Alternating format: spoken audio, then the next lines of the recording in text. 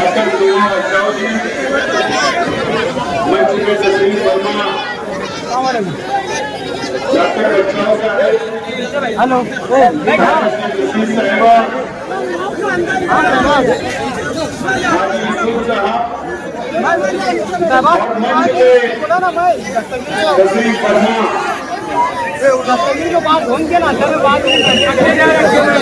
राष्ट्रवादी Congress party के तमाम होदेदारान भूमिदारान और इस इलेक्शनी जलसे के अंदर मौजूद तमाम हमारे बुजुर्ग हजरात, तमाम नौजवान साथी और जहाँ तक मेरी आवाज जा रही है ऐसी मेरी माँ और बहनें और तमाम मीडिया के तमाम साथी,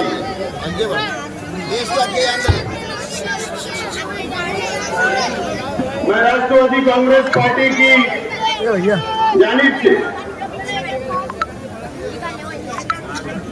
और मालेगांव शहर की जानिब से इंडिया अलायंस की उम्मीदवार डॉक्टर शोभा बच्चाओ का मालेगांव शहर के अंदर ये पहला इलेक्शनी जलसे के अंदर मैं स्वागत करता हूं और इस्तेमाल करता हूं।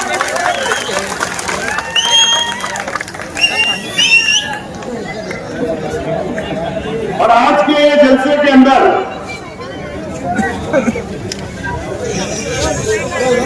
आज हम थोड़ा साइलेंस मेरे में थोड़ा सा बात आपस में मत करो बच्चों, प्लीज।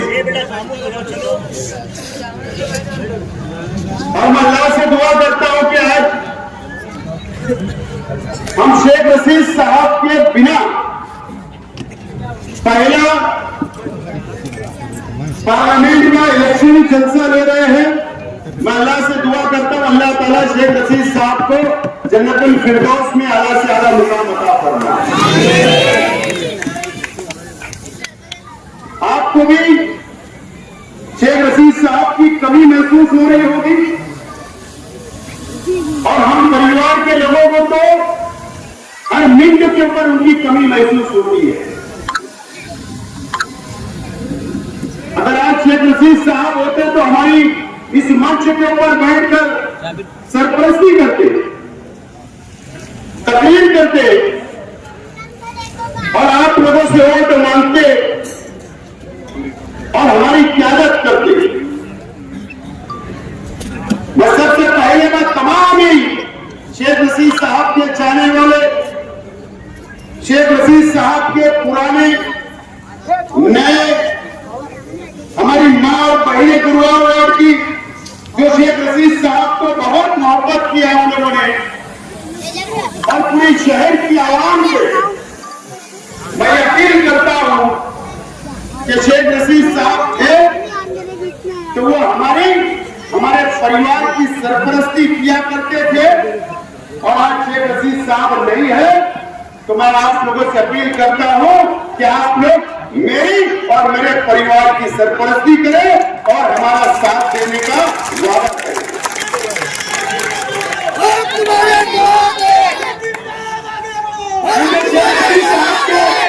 बिना हम लोगों को सफर तय करना है।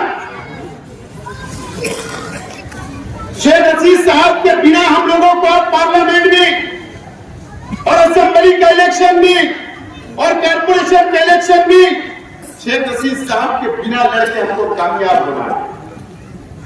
शेख रशीद साहब ने अपने 40 साल सियासी जिंदगी में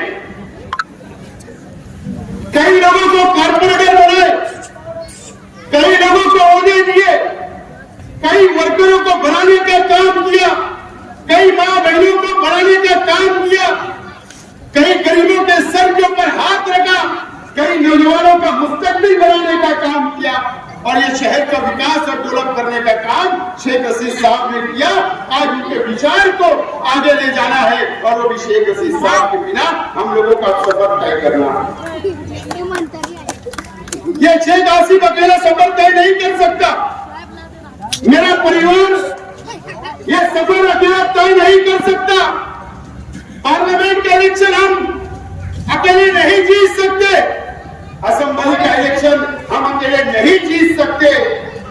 कारपोरेशन का इलेक्शन अकेले नहीं जीत सकते।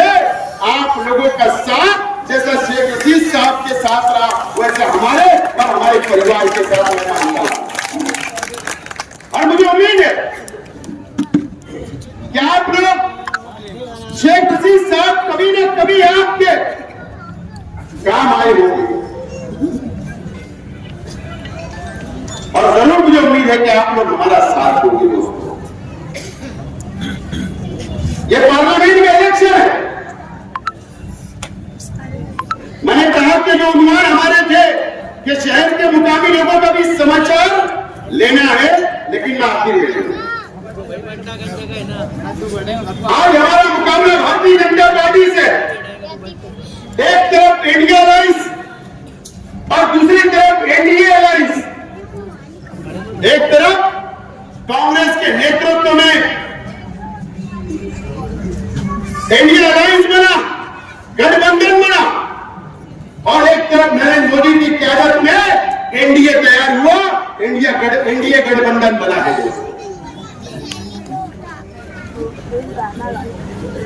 हमारा देश, हमारे नौजवानों के लिए मैं कहना चाहता हूं, हमारा बुजुर्ग भी जानते हैं, जो तारीख पढ़ते हैं देश की वो जानते हैं। हमारा देश 47 के अंदर हिंदुस्तान आजाद हुआ, उसके बाद हमारा संविधान लिखा गया। संविधान डॉक्टर बाबा साहेब अम्बेडकर ने इस देश के हर मजहब को रहने वाले, हर धर्म के लोगों के लिए इंसाफ करने का काम किया, आजादी देने का काम किया। हर समाज, हर धर्म इस मुल्क के अंदर अपने अपने मजहब से रह सकता है, उसको कोई रोक नहीं सकता। यह हमारा संविधान की खूबसूरती है।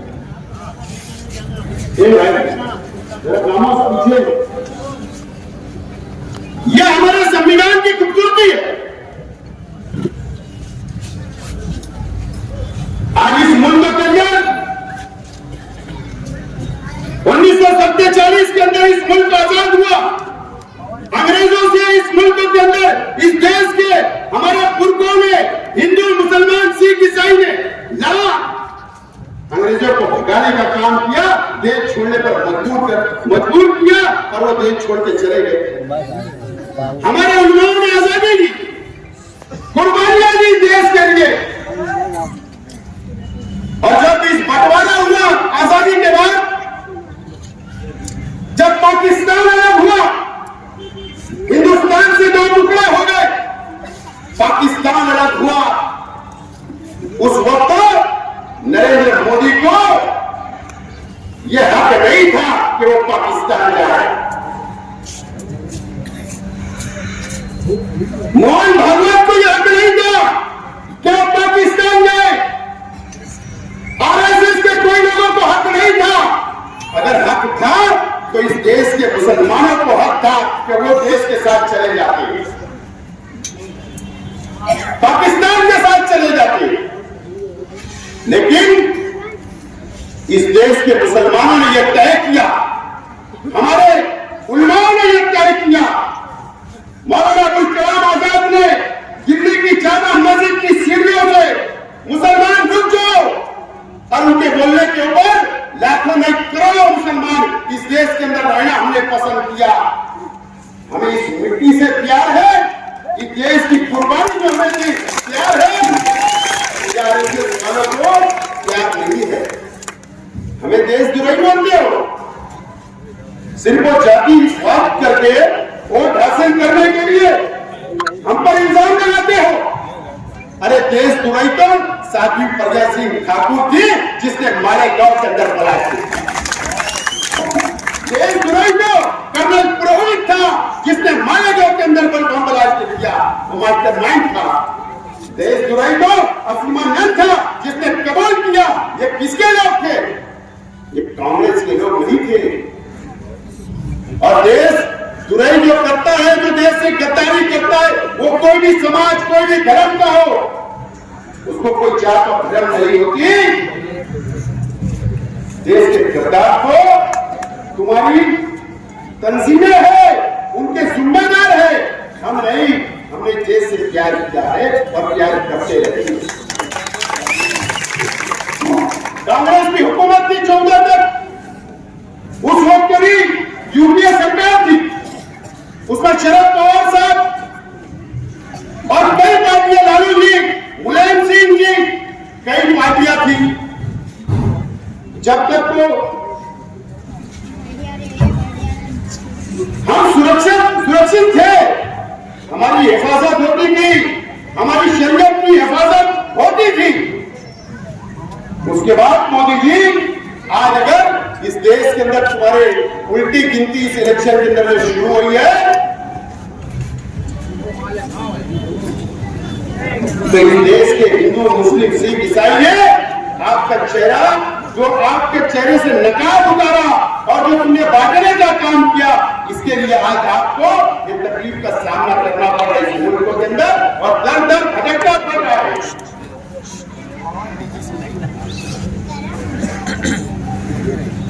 भारतीय जनता पार्टी की सरकार आई, हम बहुत जल्दी भूल जाते। मेरी मां बहन इधर गलियों के अंदर सुन रही होगी, याद करो वो दिन जब भारतीय जनता पार्टी की सरकार ने ट्रिपल तलाक का बिल लाया, हमारी शरीयत के अंदर मुदाखलत करने का काम किया।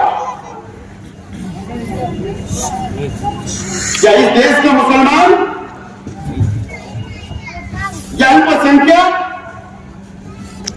क्या टैक्स नहीं भरता है क्या? अगर हुकूमतें चलती है, चाहे वो ग्राम पंचायत हो, कॉर्पोरेशन हो, महाराष्ट्र की हुकूमत है, केंद्र की सरकार हो, तो इस देश के नागरिक, इस देश की जनता के पैसे से चलती है। जो हम टैक्स अदा करते हैं उसमें मुसलमान भी शामिल है।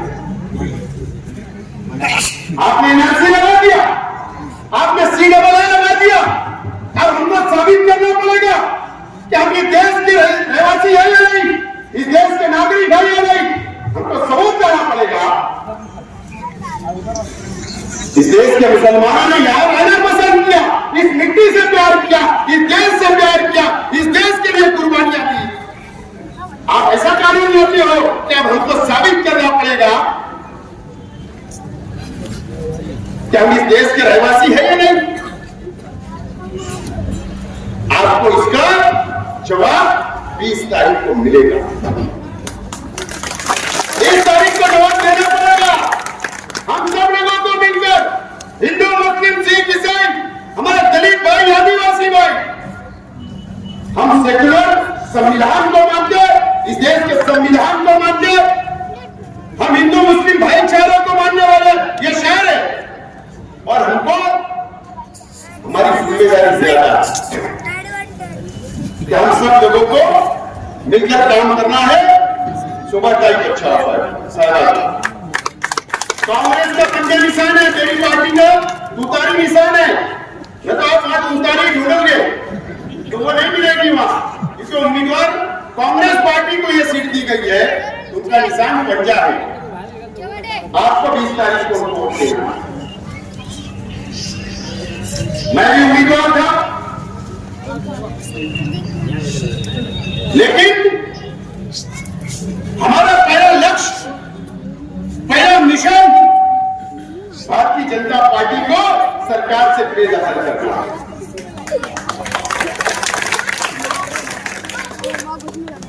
हम वापस हो गए। मौलाना हुमायूं साहब ने भी ख्वाहिश जाहिर की, लेकिन ये तो मजहबी आदमी है, हमने हिमायत का ऐलान किया था कि मौलाना लड़ेंगे, हम आपके साथ। मौलाना वापिस हो गए, हमने चाय का पैकिंग बंद किया, मौलाना ने आशीर्वाद दिया। हमारा पहला मकसद, हमारा पहला मिशन भारतीय जनता पार्टी को बाहर निकाल कर फेंकना है। हम हमारी आपस की लड़ाई और कभी मौके से उम्मीदवार होगी, लेकिन आज वो वक्त नहीं है। ये शहर के अंदर आप भी सोच रहे हैं, अजीब और गरीब सियासत चल रही है कि नहीं? लेकिन आज मुझे थोड़ा सा बंधन है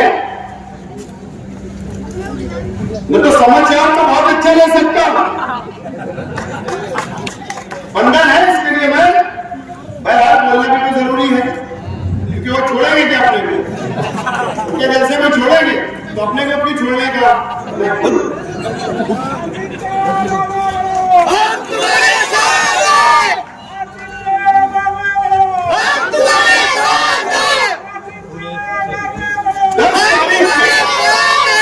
सॉरी 30 तारीख को ये शहर के अंदर कौन सा लीडर मालेगांव शहर में नहीं था, आप लोग ढूंढो, आवाम ढूंढे, मीडिया ढूंढे, कौन कहां गया था, किससे बैठक चल रही थी, वो 100 किलोमीटर दूर गए थे, हमारे जिले के हेडक्वार्टर में गए थे, क्या रियासत के हेडक्वार्टर में आप ढूंढो। लेकिन बहरहाल देखो एक बात सुनो, मैंने पार्टी ऑफिस के जलसे के अंदर कहा था, मीटिंग के अंदर, कि कुछ तो खिचड़ी हो रही है, वो हरे कलर की है या कौन से कलर की मुझे। कभी कभी सियासत के अंदर और हमारे मुफाद के अंदर कौम के लिए, देश के लिए, सेकुलरिज्म के लिए सियासी वार करना पड़ता है तकलीफ के जरिए। सिर्फ मेरा एक जुमला कि खिचड़ी पक रही है, वो चूल्हा ही हो गया, पता है ना, वो चूल्हा ही बुझ गया, पानी डाल दिया गया, क्या ढक्कन खुला और उसके पहले समझ में आ गया तो यह शहर कभी माफ नहीं करेगा, कभी माफ नहीं करेगा। इन्होंने अपनी मुट्ठी की तरह और के रख लिए, चूल्हा बुझा दिए और खामोशी से अब हम ऐलान करेंगे। बाकी अभी ऐलान ना जाने कौन से बैनर पे करते, मुझे ज्यादा नहीं बोलना है, लेकिन कुछ लोग दुनिया से लेके यहां तक इतने कारपोरेटर, इतने ये उतने ये, मैंने आजकल सुना कि शाइनिंग 4-5 दिन की जो हाँ शाइनिंग थी ना, शाइनिंग ही उतर गई। आज की रिपोर्ट है, बिस्सी उठने वाली थी वो कैंसर, वो बिस्सी वाला ही भाग के लेकर, तो चेहरे की रावत, चेहरे की खूबसूरती, लाली पाउडर सब उतर गया, सब उतर गया। यूसुफ साहब मैं आपको बोलता हूं कि अल्लाह का करम है, शेख रशीद साहब ने जो ये हरा भरा करके गया, जो इनसे मोहब्बत की, अल्लाह का करम है। हमारे बलबूते के ऊपर हमने आगे जलसा लिया है, हमारे बलबूते के ऊपर, ये वर्करों के बलबूते के ऊपर, ये शहर के आवाम के बलबूते के ऊपर। तो मेरा चैलेंज है कि इंडिया अलायंस के लोगों ने भी अपने बल पर लेना, बाहर के लीडर के भरोसे जलसा, बाहर के लीडर के भरोसे नहीं, फला आएगा तो हम गलती लगेगी। अरे वो बंदर की मदारी आता ना तो भी लोग जमा हो जाते हैं। ये सब होना चाहिए, दूध के पानी होना चाहिए, किसी को असेंबली लड़ना है, किसी को मेयर बनना है, सबको लिए ये आजाद हिंदुस्तान में सबको अधिकार है, सबको मैं आवाज देता हूं, सब करेंगे। लेकिन आज मैं आप तमाम लोगों को, खास तौर पर गुरुवार वार्ड के आवाम को, शहर के शेख रशीद साहब के चाहने वालों को, मेरे चाहने वालों को, पार्टी के चाहने वालों को मैं कुछ बातें बोलना चाहता हूं। शेख रशीद साहब का इंतकाल हुआ, कितना महीने हुए? 5 महीने। कल 5 महीना हो जाएगा, बराबर। 5 महीने के अंदर इस शहर के अंदर कौन कौन सी साजिश रची गई, यह आप लोगों को नहीं पता होता। आपने अखबारों में पढ़ा होगा, और शेख आसिफ कभी झूठ नहीं बोलता। मैं जाहिल जरूर हूं, आलिम नहीं हूं, लेकिन अल्लाह का खौफ है, जब भी बोलता हूं सच बोलता हूं।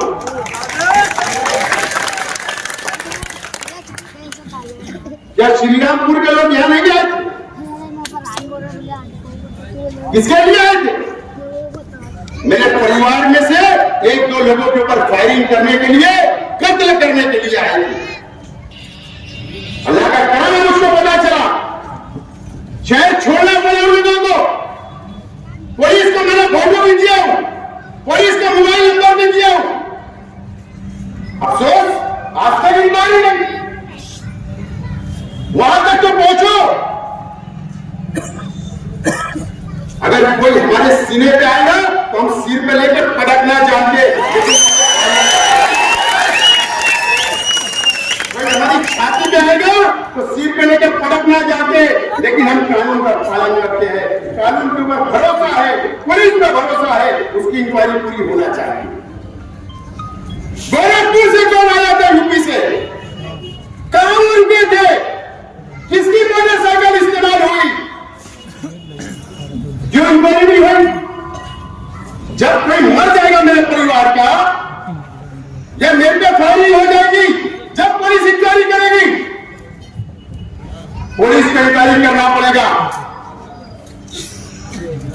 पुलिस तो बहुत मोबाइल प्रेस निकालती है, मैं तनकीद नहीं कर रहा हूं, लेकिन आपको संजीदगी से सोचना पड़ेगा। कौन उनको पैसा बुला रहा था? कौन उनको घर दे रहा था रहने के लिए? कौन मोटरसाइकिल दे रहा था? कौन हमारे घर की, हमारी ऑफिसों की चौकसी करवा रहा था, निगरानी करवा रहा था? उसकी इंक्वायरी होना चाहिए। ये आज 5 महीने के अंदर ये सुनना पड़ा। अभी एक हफ्ता पहले एक जगह मीटिंग हुई, असेंबली लड़ो, पार्लियामेंट लड़ो, कुछ भी लड़ो, मर्द जैसे लड़ो, मर्द जैसे हम सकते हैं, और लड़ते हैं, हारते हैं, जीतते हैं, लेकिन छोड़ के मैदान कभी भागते नहीं है, आपके साथ खड़े रहेंगे। मीटिंग हुई, ठीक है, मुबारक हो, लड़ना चाहिए, सबका अधिकार है। मेरे परिवार से पिछले हफ्ते एक बच्चे से मीनारा होटल के पास कुछ टक्कर किसी की हो गई, उसको फोन करके बोला जा रहा, बेकार को नंबर वाइज किया, बोले शेख खलील भी मर गया, शेख खलील भी मर गया, शेख रशीद भी मर गया, बोले अब इनको घेर लो। शेर का शिकार कभी कुत्ते नहीं करते, शेर का शिकार कभी कुत्ते नहीं करते। और शेख रशीद साहब ने वैसा बना के गए कि 25-30 लड़के हैं, हर साल एक भी शहीद हुआ तो 25 साल सियासत करेंगे अगर आपका साथ घेर लो, बकरी के बच्चे हम घेर लो। शेख रशीद साहब अगर मुझ पे हाथ रखते थे तो 10 दिन लोग सोचते थे, हमने वो रास्ता छोड़ दिया। संविधान का, कानून का मानने वाला, ईमानदारी से मोहब्बत की सियासत कर रहे, हमको करने दो, कितनी भी प्लानिंग होने दो। और मेरे भाई है, मैंने सुना उसने एक को बोले मार लगी, उसने सुपारी लिया, दूसरे को ट्रांसफर कर दिया। बोले क्या? बोले एक बात अकील का क्या हो? अकील का काम अभी के बच्चे से